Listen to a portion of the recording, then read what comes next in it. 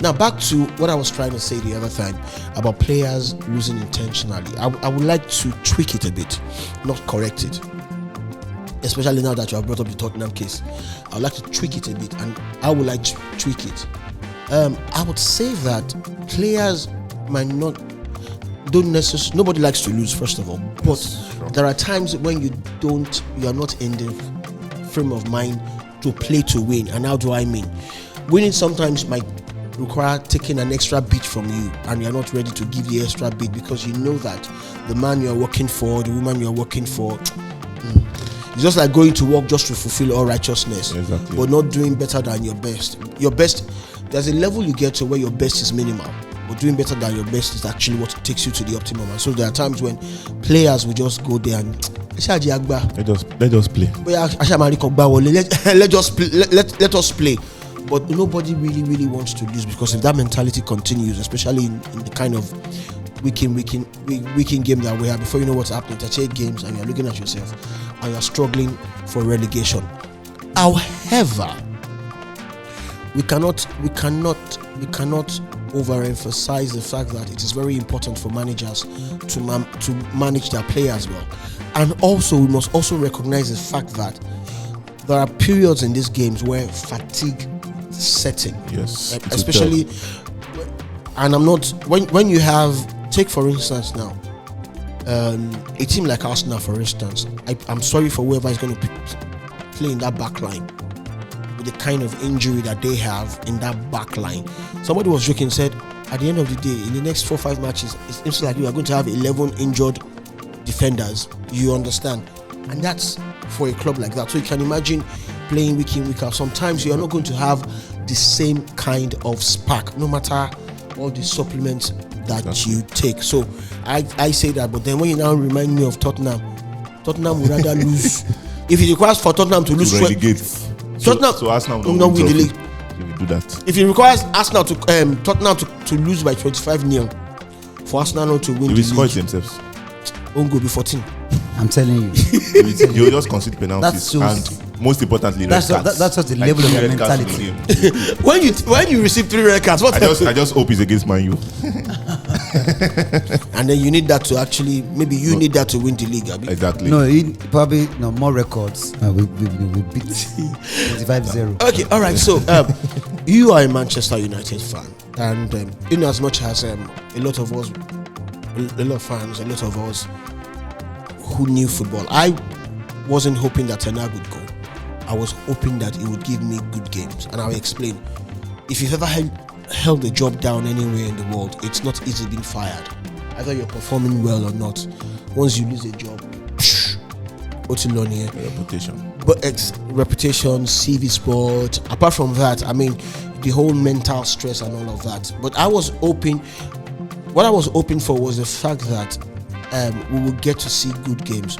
You know, there was a time, I remember Chelsea last season, when we were joking that Chelsea played both teams lose.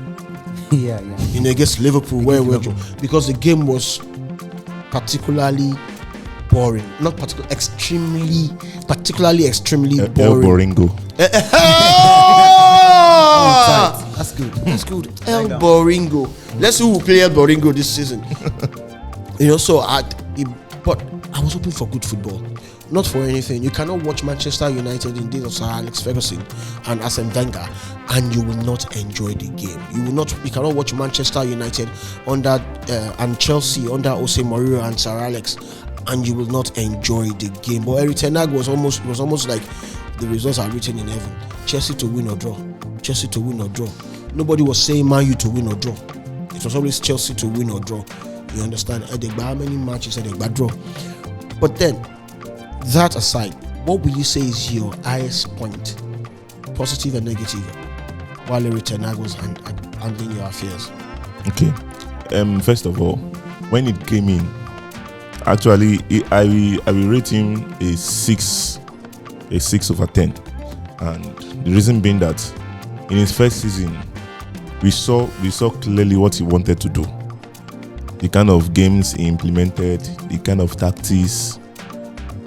And we noticed one thing is that he kept on bringing on somebody from the academy, likes of Garnacho, likes of Kobe Menio, what's this guy's name? Amand. Kwambalala was his name that went to Villarreal. I saw that kind of encouragement from him, but it got to a stage where the issue started was from Ronaldo. Ever since the Ronaldo issue, Ronaldo came in, he was our highest scorer. He was literally our best player that season. And the following season, you came in, you said you wanted to make a lot of changes. Fine. Ronaldo said it. You want to make the change. If the change is going to start from me and it's going to make Man U great, it's fine. He's going to accept that. But Ten Hag is the kind of person that does not push the blame to who the blame is. He accepts all blames. If you say you lost your players, you say yes, we have. And one thing that is common in his press conferences, we trust the process and we keep following the plan. Yes, fine, we follow the plan, but there are some things that he needed to do that he did not do. Number one, concerning the disciplinary issues, you don't go to that extreme. Ronaldo is a big player. Ronaldo is a very, very influential. He's bigger, very, very influential than him. Far bigger than him. In that kind of case, he should have acquired knowledge from some people. When you say acquire knowledge from some people, first of all, I'd like you to break the following down. When you say Ronaldo is bigger than him, the argument is Ronaldo bigger than the club? I would always say no. When you say Ronaldo is bigger than him, in what context? Yes, first and foremost, he has Ronaldo has worked in a lot of different managers' tactics. Okay, so he's vastly experienced. Yes, Ronaldo, he should have listened to him. From my own point of view, Ronaldo was in Manchester United back then, 2006, 7, 8, 9. He knew the kind of mentality in the dressing room. You understand what I'm saying? The kind of players we have, most of them are not.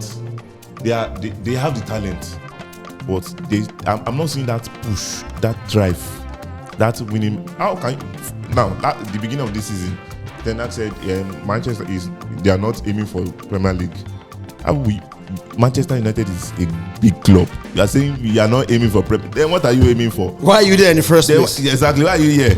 Okay, fine. They say you should make top 4. Apply your sense. You don't need to say that in. You don't need. That's not necessary. And it got to a stage. His substitutions were awkward. Watching the game yesterday, just yesterday games from Van Nistelrooy shows that Van Nistelrooy had opinions, but I'm not sure Ten Hag listened. There was an image a couple of images where Nistelrooy was telling him something, and you see Van Nistelrooy shaking his head, and that's a kind of personal issue Ten Hag should deal with, as his stubbornness, because there are some times that you have to accept. You came in your first season and said eras come to an end. Bobo, calm down. You're just coming to the Premier League. Eras come. You admire them, but eras come to an end. Even after the sack, club posted. you should see the intention from the players. Look at the way they played yesterday. They played against Leicester, fine, but the kind of I would like to take it back. They played against Leicester, who were also champions in the Premier League. Yes, I think that the disrespect against Leicester is quite much. We need to accept the fact that Leicester is also not a small club. They're a Premier League side. Yes. They may not be having the best of season this particular time, but they are still in the Premier League. And right now, when you check the table, though, they are 15th, and Manchester United is just 1 point above them. But they are still there. They've also played 9. They've won 2. Difference is just one game winning difference. But this is a key. Leicester is also a great club on their day. So in other words, we can say that's a friendly match yesterday, 14-15, right? If we let him borrow the bike to the Let's go. I'm coming back to that.